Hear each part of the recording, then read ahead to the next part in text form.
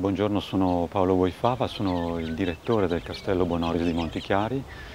Questo castello è molto particolare, ha una storia molto affascinante. Innanzitutto è una delle architetture neogotiche più importanti della Lombardia.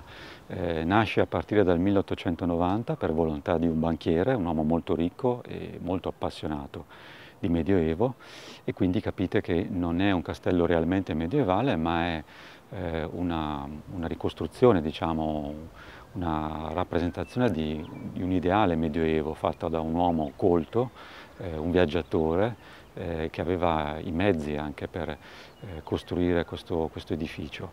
Il suo punto di riferimento erano i castelli della Valle d'Aosta, della Savoia, del Piemonte, e nel giro di 10 anni il conte Bonoris fa realizzare questo castello per viverci. All'interno vi erano tutte le comodità dell'epoca, nonostante, diciamo, l'involucro sia quello di un'architettura militare, medievale.